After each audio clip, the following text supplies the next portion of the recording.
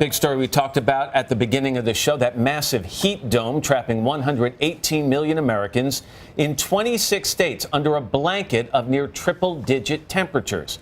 It could make for a really tough weekend across much of the country. NBC's Blake McCoy is in Chicago. He's got more on all this. Blake, good morning. Matt, good morning to you. Behind me, you can see a lot of runners and bikers out early trying to beat the heat this morning.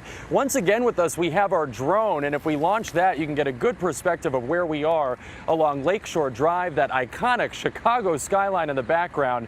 Do not let the beauty of this shot deceive you, though. Once again, here in Chicago, like much of the country, it is going to be another hot and humid day. Triple-digit heat is baking America from coast to coast, with the sizzle now spreading east. I'm trying to, splash water on my face and on my back and on my head every time I run past a water fountain.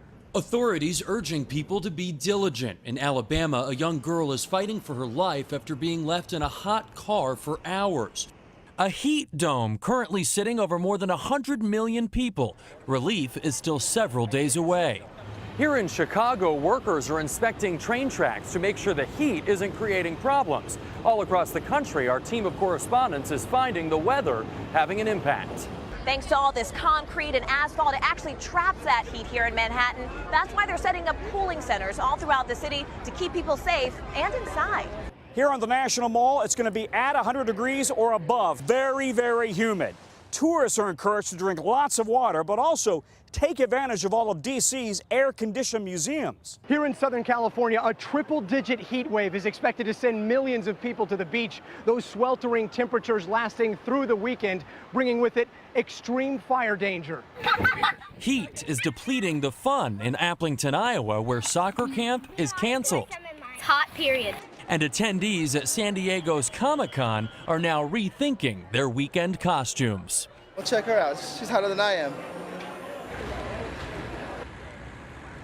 Back out here live on Lake Michigan, you can see some beach yoga going on, and the beaches are all raked, ready to go. We are expecting them to be full this weekend as people look for some relief from this oppressive heat. It is, of course, a little cooler here by the water, and now it's the East Coast turn to get a taste of what they've been feeling here in the Midwest this entire week. It is going to be brutal, and it's the humidity that is really making it feel so muggy. Guys? All right, Blake McCoy. Blake, thank you very much. You mentioned the beach yoga. Salutation to the sun, right? Yeah, that's right. It's hot. If you're doing it, make sure you have sunscreen because it is going to be rough. The sun's going to be difficult. And with the heat and humidity, really tough. We've got updated numbers now. 122 million people under some sort of heat advisory covering 26 states.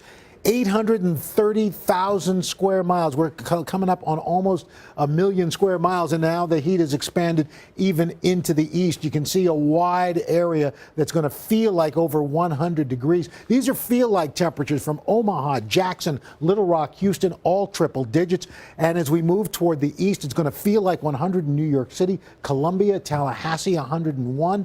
And the weekend, you look at this, temperatures feel like well over 100 from St. Louis all the way down to Charleston. We start to see a little cooler weather come in Monday to the Great Lakes, but it stays cool, or stays hot, I should say, into the early part of next week for the eastern seaboard. So it's going to finally cool off by Thursday, but until then, it is going to be